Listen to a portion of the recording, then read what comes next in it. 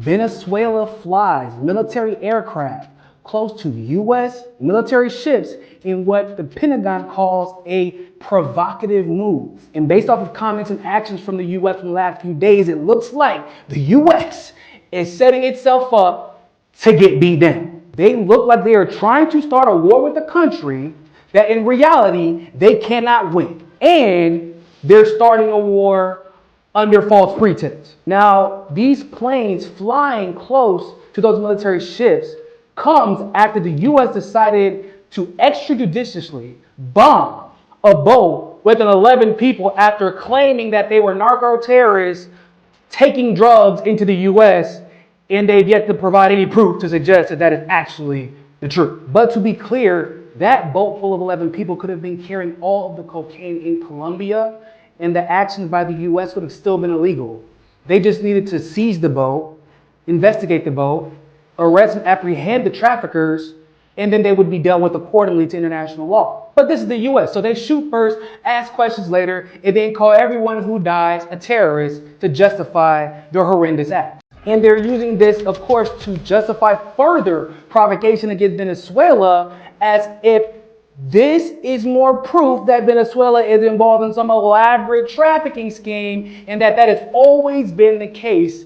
And that's why they're allowed to engage in military action against Venezuela whenever they so please. But I got some news for you people. The Venezuelan government has a very long history of targeting traffickers, going after drug trafficking in a way that the United States should even be aware of, because they were one of their top allies until they weren't. And the reason why Venezuela and the US can no longer be allies in the fight against drug trafficking is because Hugo Chavez in Venezuela caught the DEA using its agency to support drug trafficking and carry out intelligence missions in Venezuela.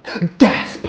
Coloring shot. But really, even since the 2000s to 2010s, Venezuela has dedicated its government resources to stopping drug trafficking, because they understand how much of a problem it is, not only for the international community, but for its own community as well. And yet Trump seems to ignore this. And while Trump is ignoring the efforts that Venezuela has consistently put in to tackle trafficking, they are simultaneously working with the president of Ecuador, claiming that he is going to help tackle trafficking. And Maduro calls out the clear hypocrisy here. Oh, y'all didn't know? Yeah, Ecuador is responsible for producing like 60% of the cocaine trafficked directly from Ecuador to Colombia and then into the United States. But worse than that, the company in which Noboa's family owns is basically the plug of plugs for Latin America and Europe. In the 2000s, several international seizures of cocaine hidden in containers of bananas exported from Ecuador were traced back to shipments involving the Boa-Link companies. In the 2010s, European police, especially in Spain, the Netherlands, and Belgium, intercepted multiple Noboa banana shipments containing cocaine. And although Noboa's dad was never formally convicted, everybody knew that the cartels were using his containment and shipping companies as their export networks. But that's the guy Marco Rubio says is going to help defeat drug trafficking that Venezuela is allegedly participating in. So if the United States decides to go to war with Venezuela,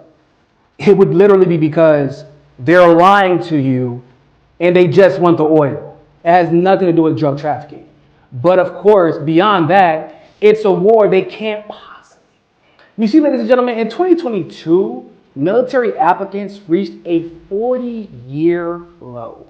People just don't seem to be that patriotic anymore. I can't imagine why. I guess fighting forever wars all the time and seeing your friends and family die for no reason while killing innocent people will have that effect on your military and your patriotism. Meanwhile, Maduro makes a phone call and calls up 4.5 million militia. This isn't the 250,000+ active duty he has. This is just people who are trained to fight like them. And y'all think we can win? It wasn't that long ago that a special forces outfit tried to conduct a military operation in Venezuela and got their asses handed to them immediately. Why do you think the United States is out here blowing up fishermen boats instead of attacking military installations in Venezuela, ladies and gentlemen? Why do you think that they have to try to rig the elections instead of overthrowing the government directly like they've tried to do or have done successfully in Syria, in Libya, in Iraq, in other places where they were sure that they could win with their military might. It's because despite all the chest beating that you're seeing on TV and social media, they know what I know. If they could invade and they knew they could win, they would do so. But they can't. So they're going to continue floating around in circles and attacking fishermen boats, because the moment they actually attack a Venezuelan military installation, it's over for their ass. So think about that the next time you want to push regime change in Venezuela over false pretext of junk trafficking.